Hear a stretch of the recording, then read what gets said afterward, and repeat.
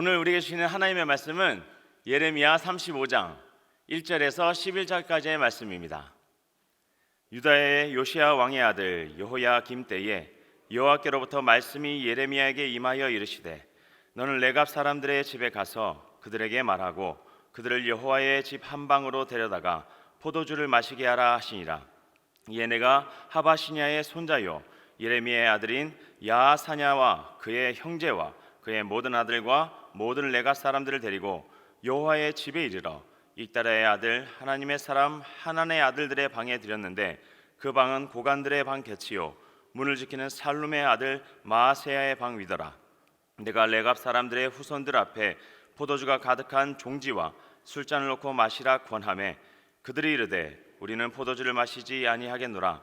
레갑의 아들 우리 손조 요나답이 우리에게 명령하여 이르기를 너희와 너희 자손은 영원히 포도주를 마시지 말며 너희가 집도 짓지 말며 파종도 하지 말며 포도원을 소유하지도 말고 너희는 평생 동안 장막에 살아라.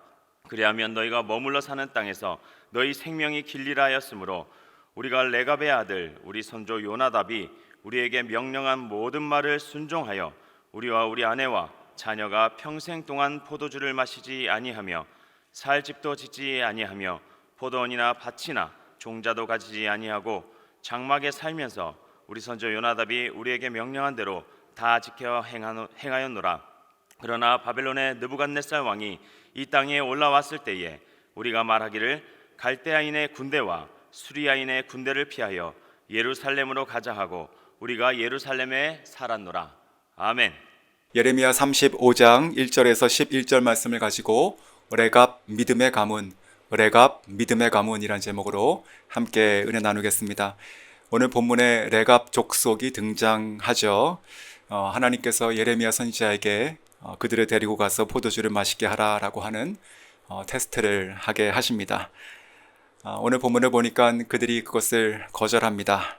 정말 하나님의 대선지자가 또 하나님의 집 방 안에서 하는 이 엄중한 말씀 가운데 어떻게 그들은 단호히 노라고 할 수 있었는가? 그 이유가 무엇인가? 그것이 오늘 내용입니다. 오늘 이것을 통해서 저희가 정말 이 믿음의 가문에 대한 생각을 같이 나누고 또 저희의 가정과 저희의 자녀들을 위해서 축복하는 그런 아침이 될 수 있으면 좋겠습니다. 이들은 왜 이런 명을 들었고 또 어떻게 이렇게 지켜왔는가라고 하는 것이 오늘 짧은 나눔의 그 포인트입니다. 그들이 거절하면서 했던 말이 오늘 6절과 7절 오늘의 키버스가 될 텐데 이렇게 얘기하고 있습니다.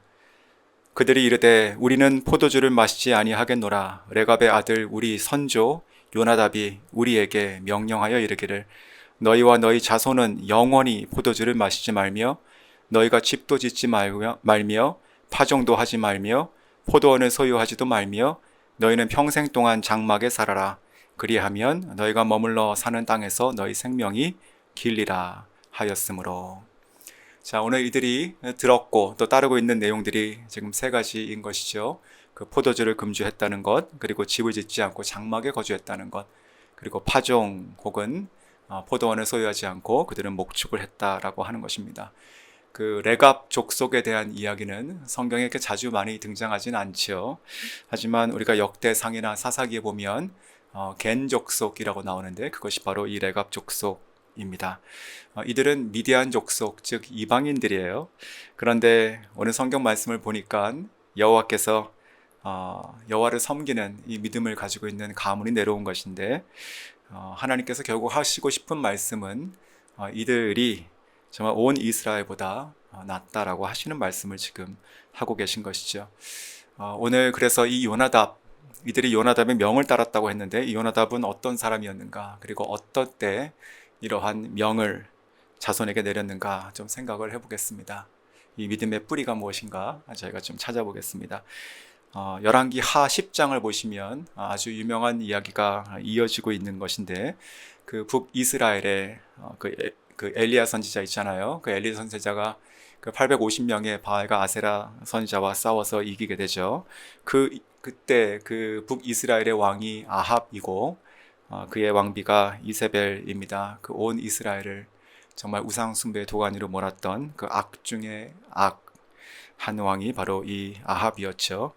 그 엘리야는 그 이후에 후임자 엘리사를 세우게 되고 그 엘리사를 통해서 하나님께서 명령하사 예후라고 하는 왕이 기름 부어 세움 받게 되죠.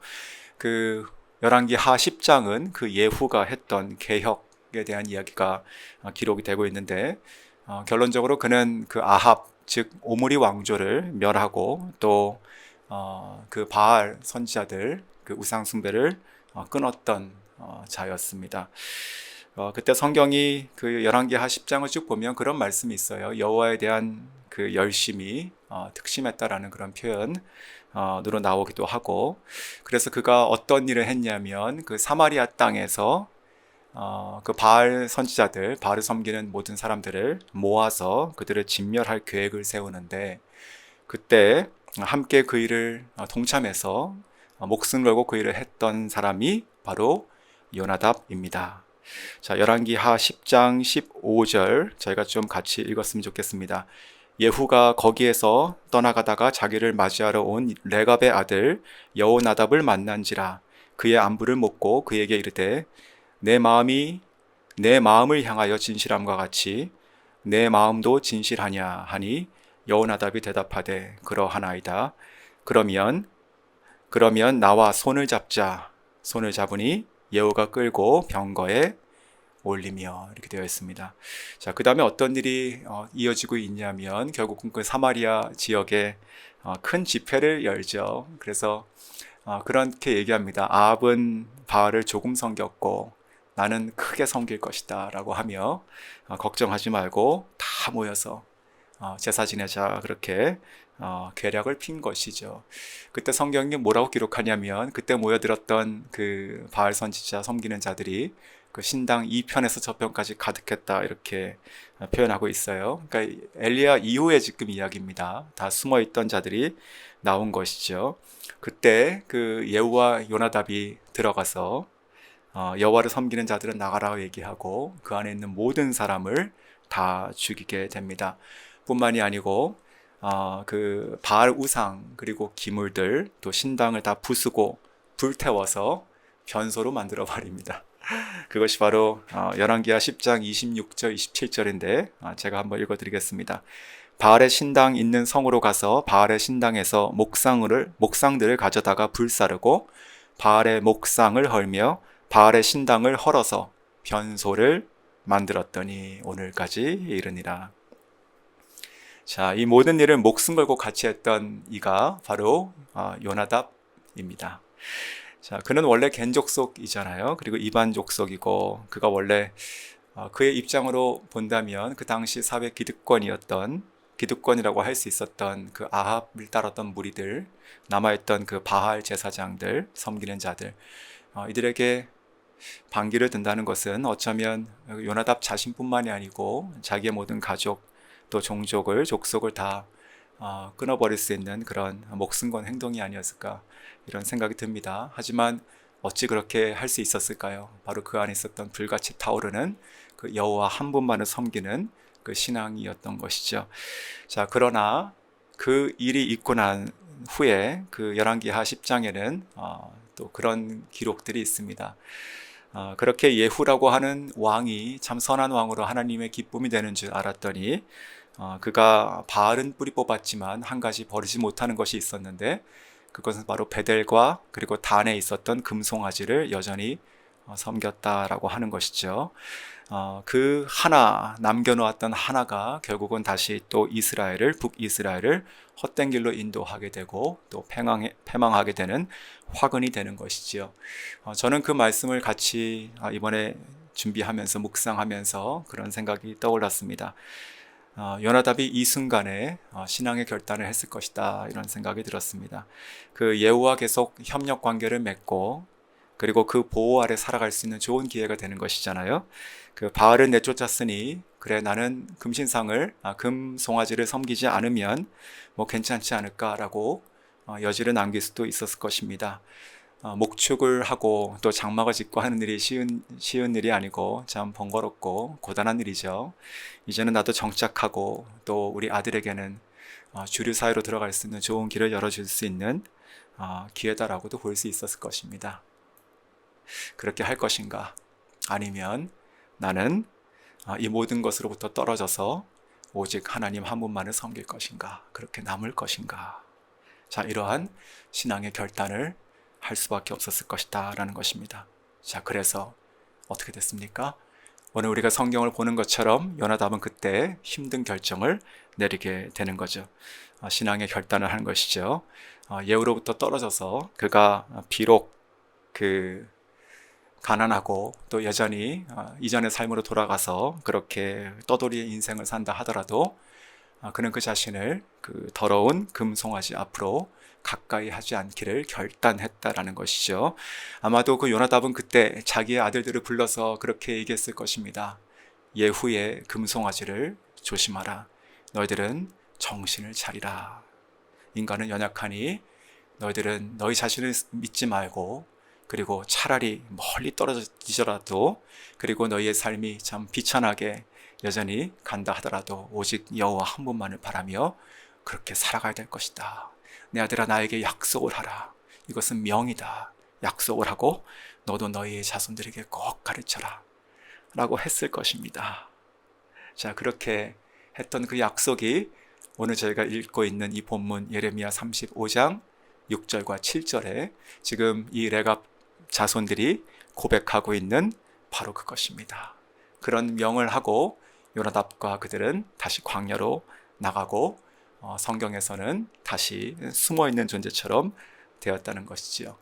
자, 신앙의 결단이 일어나는 시점이 있습니다. 우리가 믿음의 가문을 일으키고 싶다, 일으켜야 한다, 기도하죠. 그것이 시작되는 시발점이 있는 것입니다. 쉬운 것이 아니에요. 만약에 이 요나답이 예후의 편에 그 당시에 붙었다면, 조금이라도 타협했다면 어떤 삶을 살았을까요?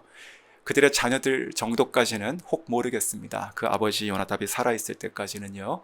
하지만 그들의 자손으로 내려가면서 아마 그들도 그 이스라엘 백성과 똑같아졌을 것이고, 그리고 지금 우리가 읽고 있는 이 예레미야 시점으로 오면 아마도 하나님의 진노와 심판을 피하지 못하는 똑같은 사람으로 되어 있었을 것입니다. 자, 어쩌면 우리도 지금 살아가면서 참 어려운 시간들을 보내고 있지만 이때가 우리의 신앙의 결단을 다시 한번 정말 강하게 하고 우리들 자녀들에게 그것을 가르치고 그런 믿음으로 다시 일어나야 될 때라고 믿습니다. 그 신앙의 결단이 어려움을 브레이크트루 한다라는 것이죠. 다 잃더라도 신앙을 가지는 선택을 해야 되는 것이죠. 우리가 신앙을 잃고 이것저것 성공한들 우리와 우리 자손이 행복할 수가 없고 그리고 멸할 것입니다. 지금 내가 어떤 결단을 하고 또 어떻게 기도하고 있고 또 어떤 문제를 어떻게 대하고 또 믿음으로 선택하고 나아가느냐, 이런 것들을 우리의 배우자가 보고 있고 또 우리의 자녀가 보고 있는 것이죠. 그 본대로 똑같이 따라할 것이다 라는 생각이 듭니다. 자, 그러면 다시 오늘 설교의 말씀을 그 예레미야 35장 시점으로 좀 돌아봐서 다시 한번 생각을 해보겠습니다. 1절을 보면 이렇게 되어 있죠. 유다의 요시야 왕의 아들 여호야김 때에 여호와께로부터 말씀이 예레미야에게 임하여 이르시되. 자, 지금 누구입니까? 시대가 그 남유다의 왕 이름이 그 여호야김이라고 되어 있죠. 우리가 그 34장까지 봤을 때는 그 왕이 시드기야였습니다. 그 시드기야는 마지막 왕이죠. 그러니까 그 시드기야 전 왕이 지금 여호야김입니다. 이 재위 기간을 찾아보니까 이스라엘이 함락당했던 그 586년 BC로부터 대략 한 15년 정도로 생각할 수 있는 시점으로 지금 다시 돌아간 거예요. 자, 그렇다면 조금 전에 나눴던 그 요나답이라고 하는 그 믿음의 뿌리가 됐던 믿음의 가정을 세웠던 그 사람과 그 일과 그리고 지금 오늘 예레미야 선지자가 만나서 듣고 있는 그들의 자손, 이때 사이의 시간이 얼마쯤 됐을까요? 자, 그것을 성경의 연대를 찾아보니까 대략적으로 240년 정도 지난 후입니다. 240년이라고 하면 30년을 한 세대로 본다면 한 8세대 정도 지난 것이죠. 자, 요나답이 아들을 불러서 처음에 그 세 가지 약속을 명령을 하고 약속을 받았죠. 그리고 그는 그 아들 앞에서 그렇게 살았다는 것입니다. 그리고 그 아들이 또다시 자기 아들을 불러서 똑같이 명령을 하고 또 그렇게 약속을 받고 그렇게 살았다라고 하는 것입니다. 그리고 그의 아들의 또 아들의 또 아들의 아들의 아들, 그 아들이 지금 예레미야 선지자가 만나고 있는 이 레갑 족속의 사람들이 되는 것이죠. 정말 대단하다 생각이 듭니다. 8세대를 통해서 이 믿음이 변질되지 않았다라고 하는 것, 참 멋있지 않습니까? 8세대까지 갈 것 없이 만약에 지금 이 순간에도 뭐 8분을 이렇게 강대상으로 초청해가지고 이렇게 한 줄로 서게 한 후에 제가 맨 앞에 있는 분에게, 맨 뒤에 있는 분에게 귓속말로 한두 문장을 전해드리고 그것을 앞에 있는 사람에게 귓속말로 앞으로 계속 전달해 보십시오라고 하면 한 5분도 안 돼가지고 맨 앞까지 가겠죠. 그러면 아마 제가 처음에 전해드린 말과 또 마지막 8번째 분이 이렇게 들어서 말하는 것은 많이 다를 것입니다. 우리가 똑같은 말씀을 듣고 그것을 지켜 행한다라고 하는 것은요, 그냥 되는 것이 절대 아닌 것이지요. 이것을 보면서 저는 이 요나답이라고 하는 이 믿음의 조상이 그냥 하나님을 사랑하고 열심히 있었던 사람, 그리고 자녀들을 불러가지고 그래, 내가 아비로서 너희들에게 명하니 여호와를 정말로 섬기고 그렇게 살아라라고 하는 정도가 아니었다라는 것입니다. 정말 그 앞에서 목숨처럼 그 신앙을 지키고 정말 매 순간 자녀 앞에서 부끄럽지 않게 하나님 앞에서 그의 신앙을 철저하게 지켰다라는 것이죠. 그렇게 살았던 아버지를 보고 그 아들도 똑같이 그렇게 살았다는 것이죠. 항상 그 세 가지, 내가 저 금송아지를 조심해야 되는 것이고, 내가 혹 가난하더라도 여호와 한 분만을 믿고 살아가는, 의지하는 것, 이것이 우리 가문이다.